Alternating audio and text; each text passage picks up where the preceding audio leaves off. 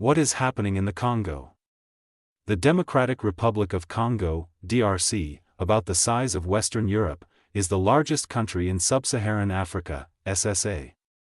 DRC is endowed with exceptional natural resources, including minerals such as cobalt and copper, hydropower potential, significant arable land, immense biodiversity, and the world's second-largest rainforest. Most people in DRC have not benefited from this wealth. A long history of conflict, political upheaval and instability, and authoritarian rule have led to a grave, ongoing humanitarian crisis. DRC is among the 5 poorest nations in the world. An estimated 74.6% of Congolese people lived on less than $2.15 a day in 2023. About 1 out of 6 people living in extreme poverty in SSA lives in DRC. They face violence, hunger, and disease every day. The DRC is currently facing one of the world's worst humanitarian and food insecurity disasters, and has become the second-largest internally displaced peoples crisis globally.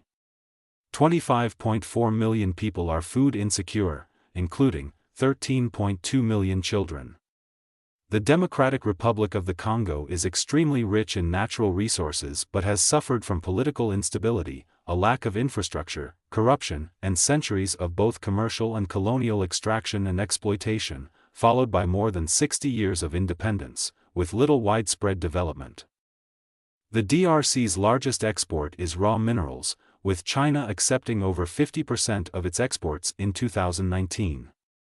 The country is a member of the United Nations, Non-Aligned Movement, African Union, COMESA, Southern African Development Community, Organisation Internationale de la Francophonie, and Economic Community of Central African States.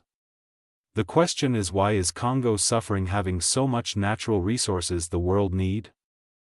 The global growth in demand for scarce raw materials and the industrial surges in China, India, Russia, Brazil, and other developing countries require that developed countries employ new, integrated and responsive strategies for identifying and ensuring, on a continual basis, an adequate supply of strategic and critical materials required for their security needs.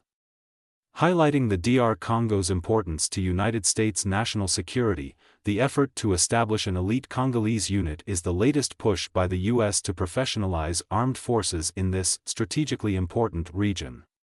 There are economic and strategic incentives, for external countries, to bring more security to the Congo, which is rich in natural resources such as cobalt, a metal used in many industrial and military applications. The largest use of cobalt is in superalloys, used to make jet engine parts for high-speed warplanes. Cobalt is also used in magnetic alloys and in cutting and wear-resistant materials such as cemented carbides. The chemical industry consumes significant quantities of cobalt in a variety of applications, including catalysts for petroleum and chemical processing, drying agents for paints and inks, ground coats for porcelain enamels, decolorant for ceramics and glass, and pigments for ceramics, paints, and plastics. The country possesses 80% of the world's cobalt reserves.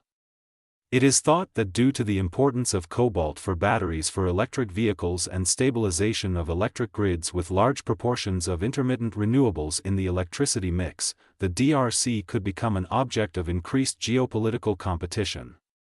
In the 21st century, Chinese investment in the DRC and Congolese exports to China have grown rapidly. In 2021, President Felix Tshisekedi called for a review of mining contracts signed with China by his predecessor Joseph Kabila, in particular the Sycamine's multi-billion minerals for infrastructure deal.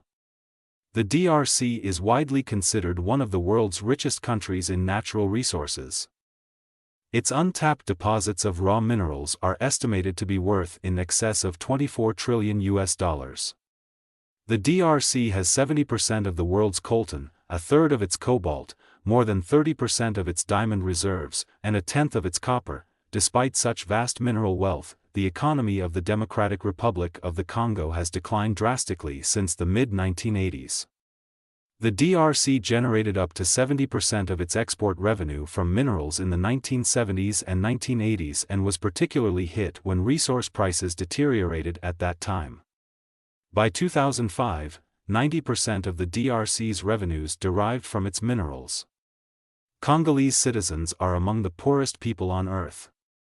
In 2023, 60% of Congolese subsisted on less than $2.15 a day. And food price inflation had reached 173%. DR Congo consistently has the lowest, or nearly the lowest, nominal GDP per capita in the world. Can Congo recover from this? Please share your thoughts in the comments. Don't forget to subscribe to the channel.